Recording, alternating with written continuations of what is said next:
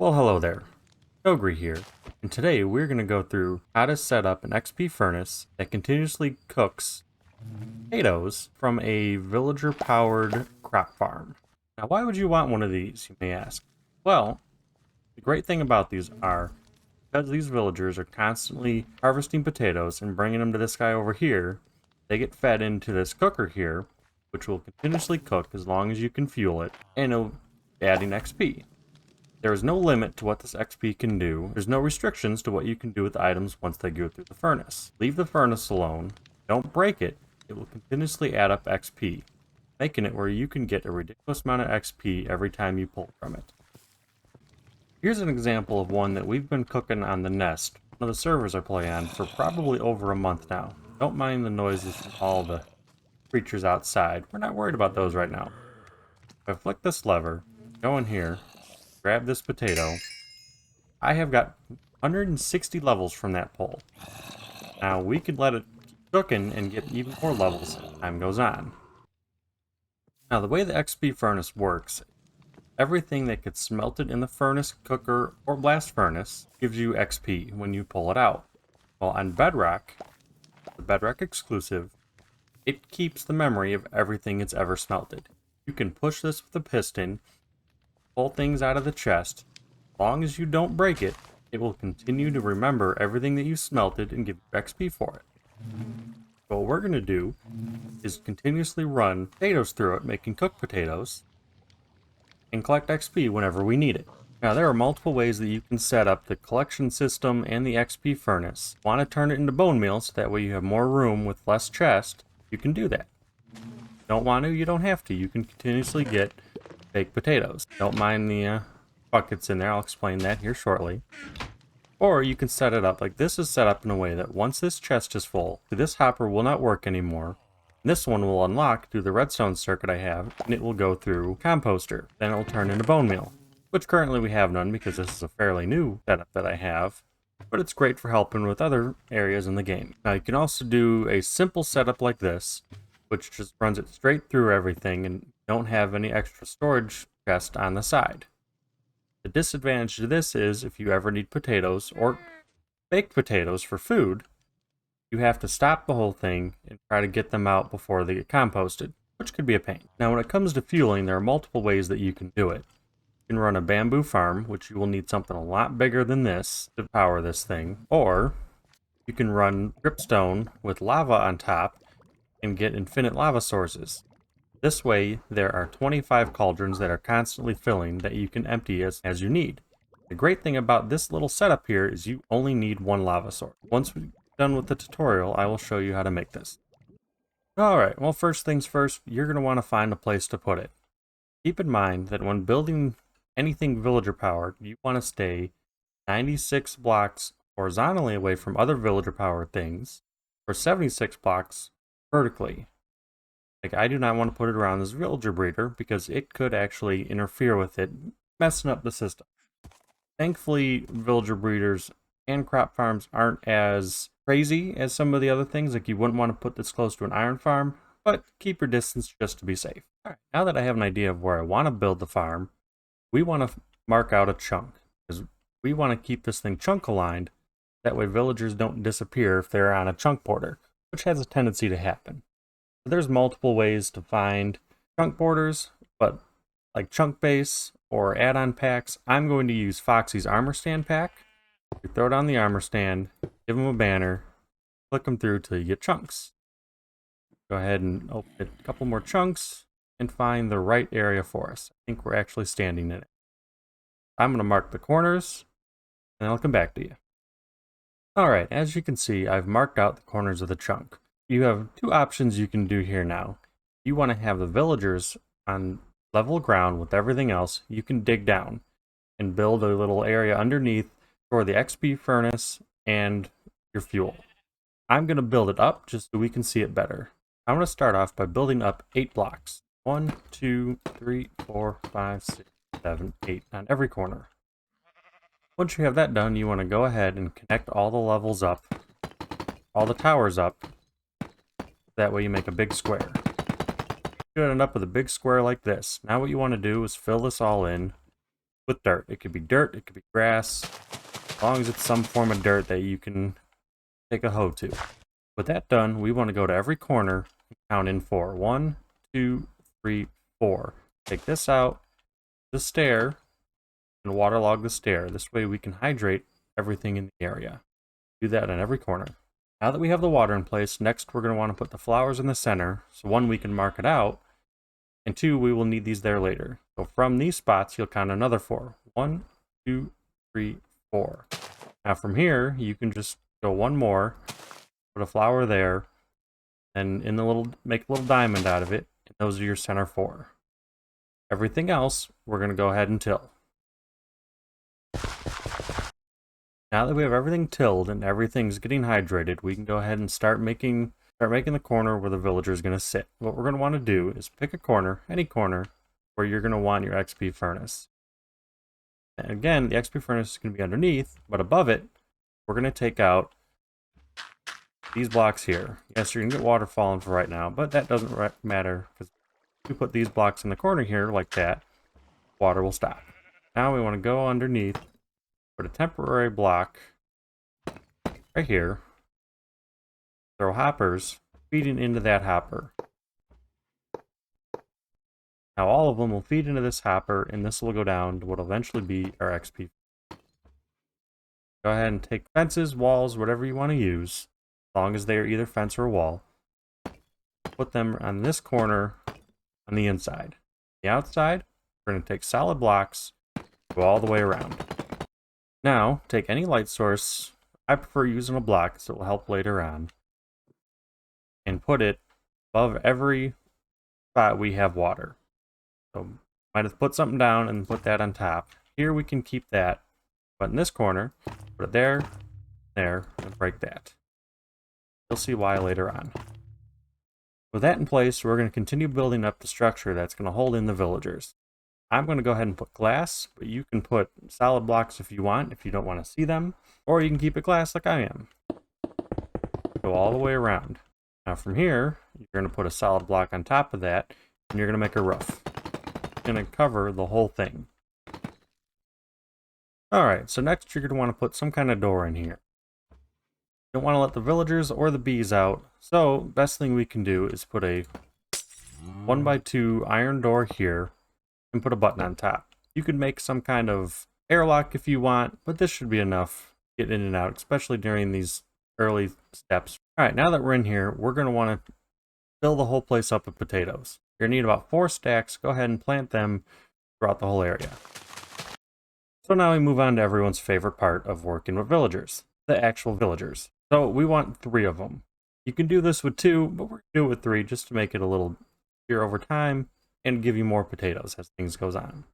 So first things first, let's get the one over here. One villager. He's going to sit there. I realize I did that all. So, mistake number 1 is I set these fences up all wrong. Thought something. Right, so he's stuck in that corner where we want him. So we're going to put the corner there. We're going to take out all this. That one. You want a little top of the hoppers, you want 3 fences, the back one open where he's going to sit. And if you want, you can change this back out to dirt. It really doesn't matter. You'll have enough stuff coming in. So now that he's in place, we want to get the other 2. They can go anywhere. Just throw one there and one there. Now, we're going to go ahead and move these flowers for now. And we're going to place down 1 bed. Should be green sparkles and someone connects to it. There we go. Now we can go ahead and set professions. So we want these 2 to be farmers. This one, he can be whatever he wants, but since we're going to be using a smoker, realize I called it a cooker multiple times before, it's a smoker, we want him to connect to that, just to help with having less profession block. Throw this down so you connect. And of course, he connected over here. So we're going to break that. And one of these corners, we'll throw down the composter. He should connect to it. There we go. Now we want to make sure he stays farmer, so we're going to go ahead and trade with him. Now he is locked. He will always be a farmer, even if we break this profession block. We'll throw down another profession block, so you connects. this guy connected. Trade with him real quick. I'll break this, and I'm going to put it over here, just to be symmetrical. And then we don't have to connect him right now. He'll connect when we throw in the smoker down below. But for now, this part is done. Well, not really. We got a little bit more we got to do with them. Now that they're farmers, we want to give them the tools that they're going to need, which are going to be the potatoes. So we're going to give them 4 to 5 stacks each. This guy will get 5. We'll go ahead and give this guy 4, just because that's what we have left. And then as time goes, their inventory will fill up, and they won't be trading with each other, but they will realize that he is empty, and they will try to trade with him, which is what we want. Now we can take this bed out and put the flowers back in. And later on, so we can go ahead and do it now. Realize we made one problem with this door here too. Get this, break that. We want to put a button in there so we can get out. Door doesn't do you any good if you're stuck.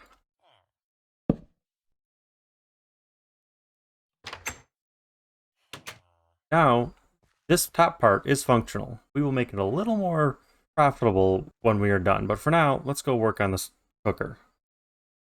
Alright, so we're going to want to make our line that we can continue on if need be. So go ahead and from here, let's go out 1, 2, 3, 4, 5.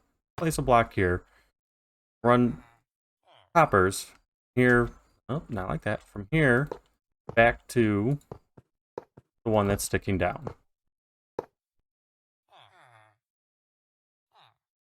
Then from here, let's go ahead and place this here. And we will place a double chest here. Now, on the back side of it, right under the hopper line, we're going to put this here. We can actually switch this out for a chest, or if you want to put another XP furnace down the line, you can. For now, this will be our overflow chest. So from this chest that we placed here, we're going to want to put another hopper, and underneath that, the smoker. From here, we're going to put, you can put a single chest or a double chest. To do a single chest, it has to be over here. Double chest can go in front like this. And then out the back here, we want a hopper pointing into it. And from here, we're going to put a temporary block right here, and go out 2. Break this block. Go out another 2 here. And then another 2 here. Put a temporary block here, and a block on top. Here, we're going to go ahead and put a redstone torch. This will lock this hopper, preventing anything from going into the cooker for right now. Now we're going to put a repeater here, line of redstone here, and we're going to put a comparator over here. This will read when this hopper gets full. Once this hopper gets full, all these potatoes, which either just regular potatoes, so like I said, you can make it 1. No one needs that many potatoes. And let that fill up. Once it's full, everything else will go into the cooker. Now from here, we're going to put a temporary block here, double chest here. This one has to be a double chest. Put another temporary block here, put a single chest right in front of it. Break these temporary blocks, put a hopper here, and a hopper here. Right here, under this empty spot, we're going to go ahead and put a composter. That should be right under here. Let's go ahead and put a hopper in here. We'll break this block here. Break another one so we can see. Put a double chest here. And hopper feeding into that. This will be where all of our bone meal ends up. Now we want to put a lock on here. That way we can prevent it from going to the bone meal until this is full, so we have a chest full of baked potatoes when we need it. So now we want to put in the device that's going to lock it, make sure that nothing goes in the composter until we have a full chest of baked potatoes. So from even with the hopper here, put out 1, we're going to 2 blocks here, 2 blocks here, 3 blocks here, block on here, then we're going to break this one. Put the torch here, just like we did above, heater going into it, then redstone dust here, here, here, and here. and we want a comparator reading out of that hopper, just like above. Now this whole part is in place. We just need a chest to put in our fuel. Go ahead and put hopper going into the side with a double chest on top. This is where our fuel is going to go. And one last little thing we're going to put on here, we're going to go ahead and put a lever right on here. This will be the lever you use when you want to pull XP out. Flick that down, wait for a cooked potato to be here, pull that out, and get all your experience. Lever back up, and everything continues to go. For now, let's go ahead and pull all of these potatoes out of here. That way we can put them in here, and this gets full a little bit faster. Alright, so if you want to use lava as your fuel, this is the little setup that I'm going to use. I'm going to take any solid blocks, go up 3, go ahead and break those 2, and then from this center block, I'm going to go 1, 2, 3, go to this corner, 1, 2, 3, to this side, 1, 2, 3, this one, 1, 2, 3. Then you want to fill this in to make a triangle. 3 blocks there like that, 3 like that, 3 like that, and then another 3 like that. In that center block, make sure you remember which one, put a lava bucket. Now that lava will come to the edges but not go over. If you want, you can put walls on the side, but just for simplicity, we're going to keep it like that for now. Now you're going to take dripstone, and you're going to fill in the whole bottom. For this, you will need at least 25 pointed dripstone and 25 cauldrons. Go ahead and put cauldrons underneath all of those dripstone. Now that that's in place, you can already see that some of it's filling up. Lava is probably one of the best fuel sources to use for this, because as of now, it is infinite with dripstone farm. And then when you want to go ahead and harvest it, you're going to need an empty bucket, and you just grab it right out of the cauldron. Take the lava buckets, and you put them in here. They will feed directly in, and they will wait right there until the potatoes fill this up and then end up coming through.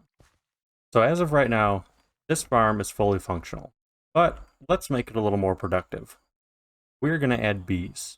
The reason we're going to add bees is because when bees collect pollen from a flower, any crop they go over will be fertilized.